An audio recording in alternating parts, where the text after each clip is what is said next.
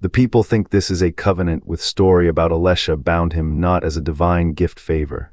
It is not.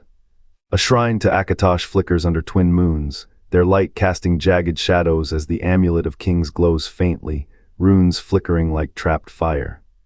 Their Daedric light casting jagged statuas head shadows as the turns, runes reflecting silent eons. The people think this is a covenant with story about Alessia bound him not as a divine gift favor, but as a chain-high's fractured soul tethered to the Aurbis tides. What if the moon's glow is not blessing, but a breath held too long? The convention of stars did not forge the moons, as gifts it forged them as anchors.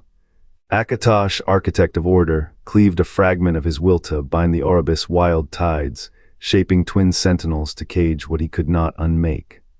Their cold light is not guidance, but the pulse of a wound, a shard of his essence gnawing against the fabric of time. Each cycle they carve through the sky, each shadow they cast on mortal realms, is a ritual of restraint. The Idra's sacrifice stabilized linear time, yet Akatosh paid his toll in silence. His own divinity, split and sequestered, becomes the weight that holds entropy at bay. Can you feel it, the ache in every passing season, the way dawn follows dusk not by design, but by coercion? Mortals measure their lives by these orbits, unaware their existence is tethered to a god's self-imposed chains. What do the moons whisper when no eyes watch? A play, a dirge. A countdown to the day the prison cracks and time forgets how to breathe. The moons do not glow, they shackled. Edric's fire cooled to ash in the Aurbis throat. At the convention of stars, Akatosh did not gift time who drowned it. His essence split not to save the world, but to chain a piece of himself to the tides, a living anchor against the void's hunger. The Idra burned their wings to forge order. Alessia's covenant sealed the cracks, but the wound bled onward. Each moon orbits a shard of what he could not bear to lose. His name, his breath, his right to die. The Aurbis recoils. Time, once a river, now stutters a heartbeat trapped in a glass bell. What did Akatosh do? Not chaos. A part of himself too sharp to wield, too vast to grieve. The moon's pull is not celestial law, it is a tether fraying. Every eclipse, the shadows whisper of a god who forgot how to let go. The prison needs no keys. It needs only the weight of centuries, and still the Aurbis waits, not for liberation. For the day the shards fall, and time remembers it was never meant to be whole. The moons of Tamriel do not hang as they once did. Their silver scars carve through the night, twin sentinels of a god's unspoken agony. Akatosh did not gift them to mortals. He shackled them to the Aurbis tides, each orbit a whisper of his fractured will. The covenant with Alessia forged the Mundus as a dam against the Aurbis flood, but the moons were the nails driven into that dam's foundation. River to the moon's mortal were the nails' hands, foundation, yet Akatosh's sacrifice bound his own essence to the chains of that pact. A god who bends time must first be bent himself. The dragon breaks were not accidents, they were ruptures. When mortals reached for the sun's crown, when tampering fingers plucked at time's threads, Akatosh's prison shuddered. The first break tore open in the ashlands, where the red year bled into the sky. Temporal storms devoured cities, and dragons drew dragons, not the hollow echoes of later ages fell from a sky that forgot its own order. The second came when a king dared to crown himself god, his hubris cracking the moon's silent vow. Time bled backward in the Gerol peaks, children aged to dust in their mother's arms. The third, a secret the Aurbis still guards. But this much is certain, each break left Akatosh's prison weaker, his howl louder in the void. Then came the Oblivion crisis. The shivering isles had not yet learned their name. Daedra poured through the shattered gates, and mortals watched their world unravel. Martin Septim, a boy king with a crown of fire, became the avatar of the dragon god. His body burned with Akatosh's breath, his voice a thunder of rewritten time. For 9 days he held the Aurbis at bay, stitching the Mundus with his own blood, but the moons watched. They knew what his sacrifice cost. A god's avatar is a mirror, and Martin's face reflected Akatosh, prison cracked, bleeding, desperate. The covenant still holds. The Mundus still glows, but the moons they pulse. Their light is not warmth, it is a warning. A god's soul, split and caged, cannot remain caged forever. The dragon breaks were not the end, they were the first cracks in the dam. And when the final shard falls, when time remembers it was never meant to behold, the Aurbis will not wait. It will return. Akatosh's gift was never meant to last. It was a wound dressed in stars, and the stars, dear listener, are beginning to bleed. The amulet of kings was not a crown, but a shackle. Forged in the dying breath of a god, its silver throat glows with the same light that chains Akatosh to the Mundus. Alessia's covenant was a blade split two-way sewn edge to bind time, the other to sever divinity. When the dragon god pledged his essence to the Aurbis, he did not gift the moons. He buried a key in the sky. Every cycle of Maser and Secunda is a heartbeat in a cage. The tides they command are not life, but a slow, celestial suffocation.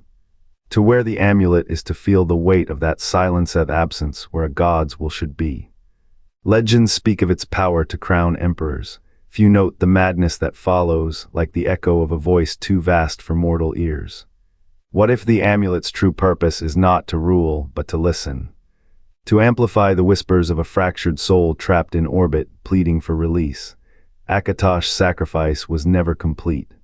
The covenant did not free him, it split him, moon half and shadow half, a prisoner who cannot die. His essence bleeds into every reign, every dynasty the amulet upholds. A king wears it, a god forgets, the moons rise, the stars bleed. And somewhere between their light the amulet of kings waits, not as a gift, not as a relic, as a wound. A reminder that even gods can be bound, and that some chains are made of sky. But to understand what they offer mortals, you must understand what they demand. The tower's white gold, red, snow throat do not merely hold the sky. They anchor a silence older than time. The moon's light is not warmth, it is a cage. And every breath mortals take beneath them pays the price. What do chains need to stay unbroken? The Altmer kneel in their crystal spires, hands raised to Oriel's golden eye. Their hymns twist through the air like threads of a net, binding the moon's light to their will. They beg for order, harmony in the tides, victory in war, the sweet illusion of control. But the light they worship is not warmth. It is a shard of Akatosh's fractured soul, pulsing with a hunger they cannot name. Each prayer tightens the chains. Each dawn's first chant carves another glyph into the prison's walls. Across the deserts, the Khajiit prostrate before Alkosh's shifting masks. Incense curls like the gods' laughter, their rituals a dance of half-truths and stolen fire. They ask for luck, for cunning, for the chaos that bends fate to their favor. Yet Alkosh's trickery is no game. The shadows that lengthen at dusk are not his mercy, they are the prison's breath, feeding on their devotion. When they carve sigils into bone and whisper to the stars, they unknowingly mend the cracks in Akatosh's cage. But the Morrowind selective reached further. Deeper, in the ashlands where the middle dawn once hung like a bleeding wound, their ritual shattered the dragon's breath itself. They did not seek order or chaos, they sought to unmake, to sever the moon's grip on time. Instead, they loosed a tide. The dragon break was no triumph, it was a scream, a fissure in the prison's fabric.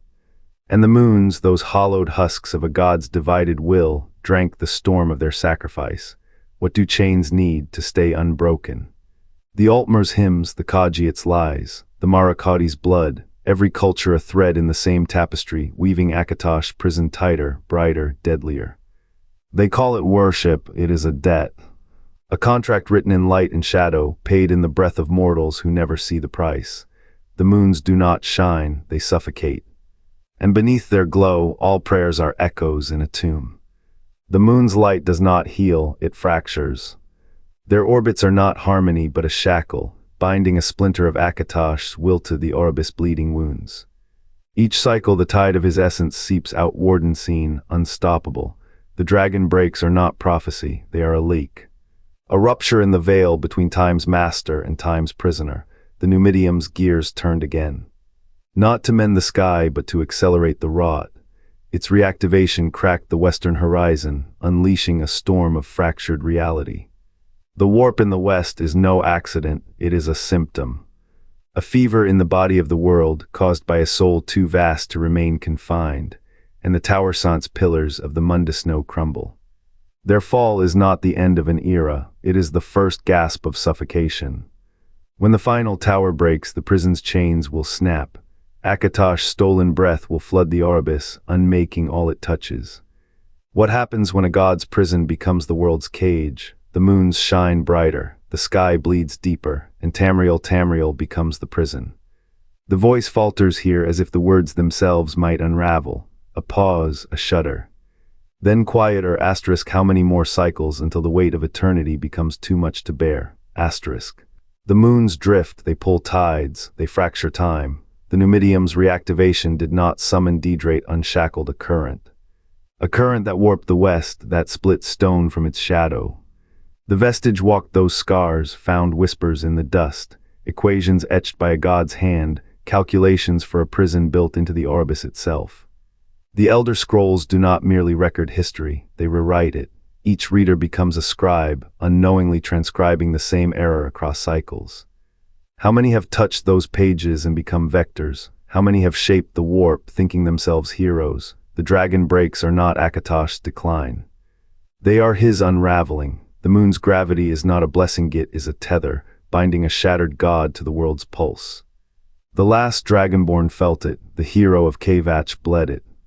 Every soul drawn to the moons is a thread in the same tapestry, a prison woven from starlight and regret. The Numidium's reactivation was no accident, it was a crack in the vault, and the cycles they are not repeating, they are accelerating. The warp spreads, the scrolls rewrite, the moon's orbits waver. What remains of Akatosh, trapped in their cold cores, stirs, not as a god. As a wound, a scar given form, the Fourth Era's scholars call it the dragon break. The cults in their catacombs whisper of a god's death throes, but the truth is quieter. The truth is a question. When the moons fall, will the Aurbis drown in a god's final breath or be set free? The moons hang like prison bars in the sky, their light a lie. Akatosh's soul screams within, a fractured echo bound to the Aurbis tides. The Aedra diminished reach but cannot unmake what time forged. Do the Daedra laugh in their wholeness, knowing the dragon's chains are the world's first wound? Shadows stretch across the tides, silent as a god's breath held too long. The Aurbis trembles not from power, but from the weight of a soul split between eternity and erosion. Somewhere a dragon's whisper carves into the stone of time, asterisk, I am not forgotten, asterisk, the moon's pulse, the tides hold. And the dark between stars watches, waiting for the day the chains break. What if the moon's glow masks a shackle, a fractured god's breath trapped in stone and tide? The tower's fall did not mark an indit, was a warning. As the mundus cracks, the prison bleeds. Will the